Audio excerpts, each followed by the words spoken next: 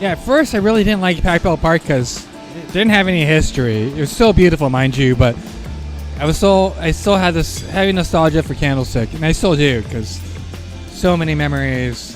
How I learned photography, it's all from Candlestick. That was Andy Kuno, staff photographer for the San Francisco Giants. I'm Jeff, and this is Storied San Francisco.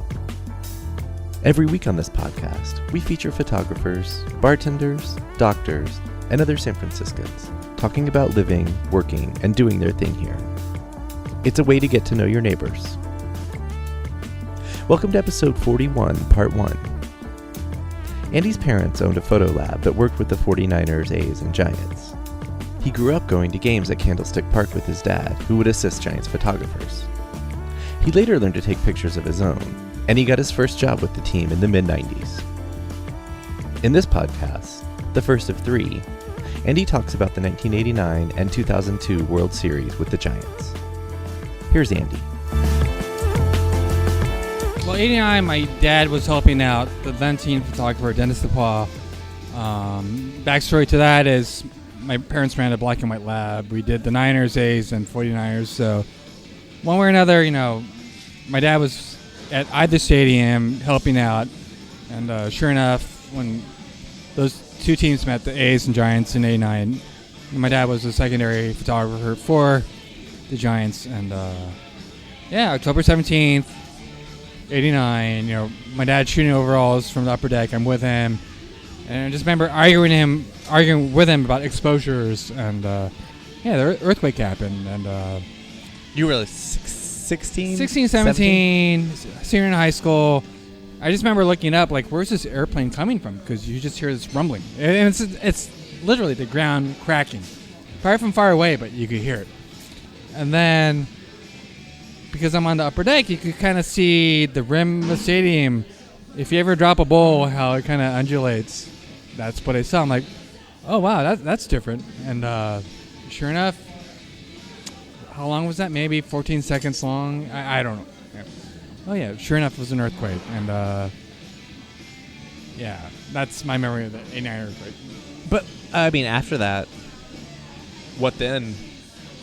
I think it took like 3-4 hours to get home because it was impossible on the freeways. I think they closed down the freeways, and so it was all surface streets, no light signals, and just. It's unfortunate. You gotta have an event like that where everyone really comes together to help other people out. But, citizens were directing traffic. Like again, you're just not going to see that unless it's an unfortunate situation. But it's also great to see a community come together and help people out. It was a great week of school because half the teachers couldn't get into the city. You were like a senior in high school. Senior. Yeah. We'd show up in class and like no one's here. Okay, let's go to Sizzler. But yeah, I think thanks to the earthquake, no one remembers that the A's won or swept us. But you like baseball? Oh yeah. Well, actually, growing up, I was more into skateboarding and snowboarding, and it was my dad that kind of like introduced me to photography as a hobby, and I kind of took it on, like, okay, kind of getting the hang of it, but I literally did not know what I was doing when he would bring me to Candlestick back in the 80s, and I would have to ask people, like, what's this ISO thing, or, is this are these the right settings for this? And I had people that looked out for me, and actually the person that did, Martha Jane Stanton, remembered me, no, you should have your settings like this. I'm like, okay, thanks, and she was the photographer that succeeded Dennis DePaul in 91 and 90 or 91, and sure enough, when I started freelancing in the mid 90s, she brought me in like, hey, I'm thinking of starting a family, in case she got pregnant. She wanted someone that could kind of step in. Can you bring me on board? But she put me through the fire, basically, like I would react to these situations, gave me all the grunt work, how I did. Basically it was an internship, before there were literally internships. And what did that? I mean, what does that involve? Where to be, or like doing night games when they weren't desirable, because as anyone to know who went to Candlestick, it's brutal. Yeah. With the fog and wind. But, I did it. Community functions, going out to locations, caravans and whatnot. Basically, I shot all the things she didn't want to shoot, but they were still necessary to our report. And, she kept trusting me. And a few years later, instead of just doing night games, I was doing day games with her. Sometimes I was just doing day games myself. And when she did become pregnant in 99, I was able to step in seamlessly. And, we just didn't miss a beat. Well, I could go back to that August. Go back to August of 2002. Dusty Baker, he's always been like a father figure to me. And before one of the games, I forget how many games back we were. We're kind of like this current team of 2018. We weren't playing terribly well, but we didn't have an identity. Just win some, lose some. We're kind of a 500 team. And I'm just talking with Bake, and he's just like very confident, as he always is. Like, hey, we can pull this off. We just have to get in. I think we have the right pieces. And sure enough, he literally called it like, hey, once we're in, anything can happen. And in 2002, it's like, before that, I only did one road trip, which we consisted of a day and a half, basically, 98. But for 2002, from start to finish, I was at every single playoff game, home and away, and living out of the suitcase from hotel room to hotel room and back home and whatnot. But that was rather amazing. But I just remember, I can't give you the date, probably early October, Game 5 against the Braves. I'm photographing JT Snow, like, why is his arms up in the air? I just when you're looking through a lens, it's tunnel vision, literally, because you just don't know what's happening, but you kind of react to what you see. Like, why is... I might as well shoot it. Just shoot. And this is film, not digital. Just shoot. So I was very conservative with how many frames I was shooting.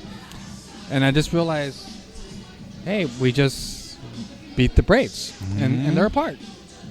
And that was rather amazing. Even Bonds didn't know what was going on. If you look at that. You weren't the only one stumped. I wasn't the only one. Yeah. I think it was only Rich Aurelian and JT Snow that knew a double play was turned. And I just remember shooting lots in the clubhouse and getting sprayed by champagne. Do you get goggles? No, but I used to wrap So you didn't? No, I can't shoot with goggles. Maybe with these new Oakleys I can. Not the goggles, but with the Oakley shades. But I used to wrap my cameras in plastic for all the celebrations. Up until that, maybe halfway through 2002, all the celebrations, I just stopped using plastic bags on my camera. I would just use the paper, not paper, a towel, and just to wipe off. We could go back to the Braves, beating the Braves. Like I said, I was using film. I would to reload, so I'd go to the corner, shield myself from all the champagne. Rewind film, put it in.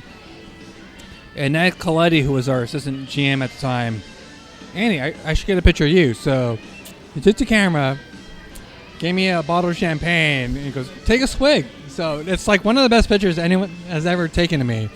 And he ended up being the Dodgers GM, many years after the fact. Yes. But I like telling that story that Ned Coletti took a great picture of me. If you want to fast forward to Game 6 of the 2002 series, I never knew... in hindsight, I would have loved Russ Ortiz in there until he gave up a run. But, I never saw Baker giving the ball to Russ. Neither did the Angels player. Oh. Yeah. You can if you ever talk to Tim Salmon, they'll say they never saw that. It was manufactured by the media how that got them, riled up or whatever. But I just remember, unfortunately we lost game 6. We're at the team hotel at the bar. I think the writer from the Wall Street Journal was on the piano playing Piano Man. He was really, this guy could play the piano like no other. And Bake comes in like, hey, we're going to get Game 7. We're going to get Game 7.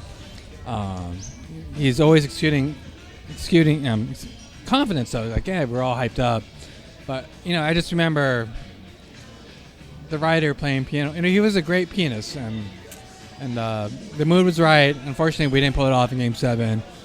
And, that was the following day, it was a long plane ride home, even though it was like 90 minutes, whatever. And but it was kind of cool. The fans met us at the ballpark, and I think we were all told, rather than going to our cars or whatever, meet us on the field. They let the fans in, and they got to say their love for the team. And what was that like? Like, what was the crowd like? Was it? It was bittersweet. They had their signs, but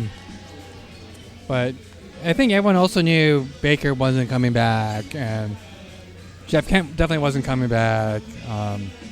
So it was kind of an unknown future. Yeah. Actually, after we lost Game 7, it's unusual to see a player during the regular season have their own bags and walk out of a locker room. That's what Jeff Kent did. So we kind of knew, like, okay, he's not coming back. Bye-bye. Yeah. Music for the podcast is by Joe Begale. Film photography is by Michelle Kilfeather. You can follow Storied San Francisco on Facebook, Twitter, and Instagram. Find all the episodes and photos of storytellers on our website, storiedsf.com. If you're listening on Apple Podcasts, please rate and review the show. Send comments and suggestions to storiedsf@gmail.com. Thanks for listening. Check back tomorrow when Andy will talk about the 2010 World Series, the first time the Giants won since moving to San Francisco in 1958.